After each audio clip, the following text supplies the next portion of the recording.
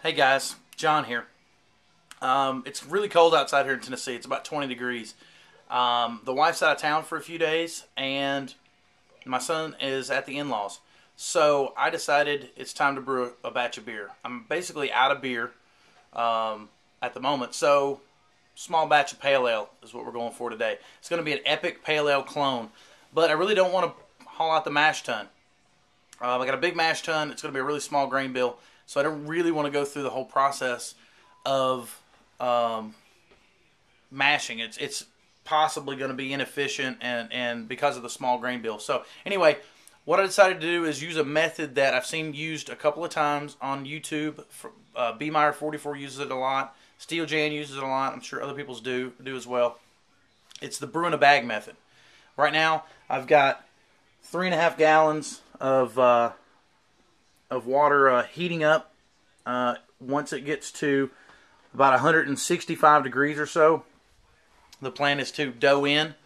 I've got 3.5 gallons right now. I'm going to add the grain and then probably have to add more water.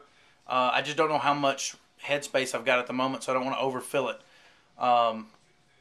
That being said, I'm going to dough in. I'm going to heat the water up, dough in, and then we'll come back and look at it once it's there. All right, guys. So we're mashed in at 148, 149. Really low mash because I want this to dry out. I want a lot of fermentable sugars in the mash. The recipe is pretty simple. It's 5 pounds of Golden Promise. It is half a pound of Crystal 20. A quarter pound of Crystal 80. I substituted Crystal 80 for the 40 or 50 that I think is in the actual recipe because I didn't have 40 at the brew shop, and I thought I had some here, but I didn't. So I just used a smaller amount of Crystal 80. I put it in Beersmith, and it gave me about a quarter pound being the optimal kind of thing for color and gravity that I was looking for. Also, it has a quarter pound of Carapils, dextrin malt that is in there also. I'm going to mash that for 60. Right now we are, what's that? Yeah, 38 minutes left. So we're going to let that go for another 38 minutes, and then we'll pull the bag out. Mash looks like this.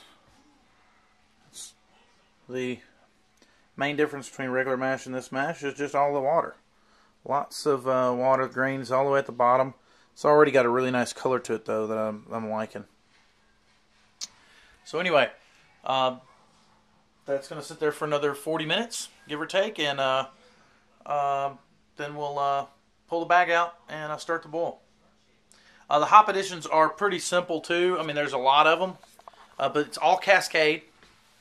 You got a 75-minute edition, which is like a quarter ounce, a 30-minute edition, which is about a half an ounce, a 10-minute, which is a 3/4 ounce, a zero, a flame-out edition of an ounce, and a whirlpool edition of 1.5, which is basically as I'm whirlpooling to cone the trube and the hot break and everything at the bottom, and the hot particulates. At the bottom, I am going to add 1.5 ounces to that and let it sit there for about 20 minutes hot. Then we'll cool it down, get it in the fermenter. Alright guys, as you can see, we are just about to start boiling.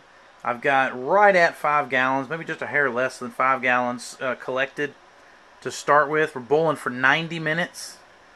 We're going to try to boil this down basically to 2 gallons. The starting pre-boil gravity was 1032, 8 bricks approximately 1032. So I got to get back to this because we're getting to that point where it's going to start boiling here in any minute. So we'll keep an eye on it. Here are the spent grains. I'm kind of letting them collect, and if I get anything extra out of them, I'll pour it in. But that's pretty much what's left of them. The grain bill was, like I said, like 5.5 to 5. I think it's 5 1/4, 5.5 pounds. Had a little over 5 gallons of wort. to work with, so we'll get her boiling and see where she goes. Alright guys, all done with the boil. As you can see, I am currently whirlpooling.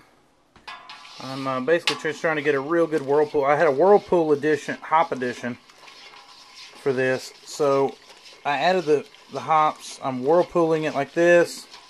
Just get it good and swirly so that those hops get good and broken up.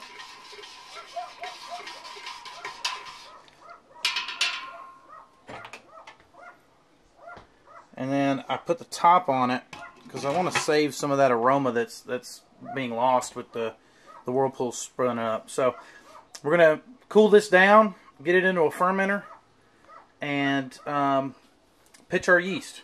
Not using a starter today because we're using such a small batch. We're using Y yeast 1272 American Ale 2. Done boiling, and we are cooling. At the moment, I am not. I decided not to use an immersion chiller this time. The wort was fairly small, so I just decided to do a bath. I have the tub that I use for fermentation control, filled it up with water. The water coming out of the tap is in the mid-50s right now this time of year. Actually, maybe a little bit lower than that because it's a very cold day today. Put it in there, and then I put it in my garage, which is right now probably in the mid-40s at best, maybe upper 30s even. So I'm going to let it sit in there for a little while. I've added some ice to the water also to drop it down, and I've gone in and I stirred up the wort to make sure that it's ready to go. Everything else is waiting for that to chill. Fermenter has star sand in it. I've been shaking it up, you know, every 15-20 minutes or so, maybe even less than that. So that's it. A couple of things. This is my first attempt at brewing the bag, and a couple of things I'll say.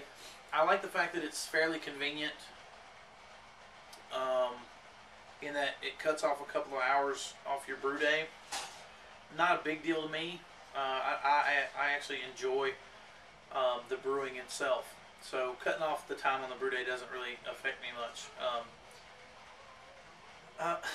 One of the things I don't like about it is my efficiency, my mash efficiency went way down. I'm normally in the mid-80s with my normal mash tun, but with brewing the bag today I was probably in the low 60s, maybe even lower than that. I missed my pre-boil gravity. Pre-boil gravity came in at 1032, which is 20 points below where it should have been, or where it would have been at the end of the boil, which that's a little low. It should be more in the low 40s, and then you boil down to about 10 points or so. So what I had to do is I kept checking that over the course of the 90-minute boil. And we got down to about 10 minutes left. I checked it, and we were only at 1044 at the best. I think it was 1044 or 1042. So I decided I had some honey, just standard, grocery store honey, in a little Bear, container, and I had 11 ounces of that. So I added that to the boil. And I just checked the gravity a few minutes ago, and it's at 1048. Still a little low.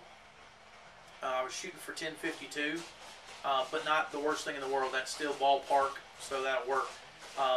But I will say this, that if you use brew in a bag, you're going to have a larger grain bill, because if you're using Beersmith, I would say you'd probably need to set your efficiency at about 50%. That'd be a good ballpark figure. That way you make sure you get plenty of sugars out of them, because I basically undershot all of those numbers because I didn't have enough grain in there for the efficiency I was getting out of the brew, out of the brew in the bags method. So that being said, I did like the fact that it's fairly convenient. I've still got to put the wort in the fermenter once it cools, but we got a couple of hours basically. If I can get that thing down there in the next 30 minutes or so, 30-45 minutes or so, it'll be in the fermenter, and it'll be fermenting away. If you have any questions or whatever, give me a shot below in the comments section. rate, comment, subscribe. I'll keep you updated on where this is at and how it tastes or how it ferments out. Any problems I have with it. I did notice a lot of extra, like, sediment or particulate matter in the brew kettle before I even added the hops. There's a lot more stuff in there than normal. And I'm assuming that's from brewing the bag because you're not filtering some of that particulate matter out with a Vorloff like you would in a normal mash tun. But anyway, rate, comment, subscribe. I'll keep you updated on this batch, and I got some other stuff coming up too, so keep watching. Drink good beer.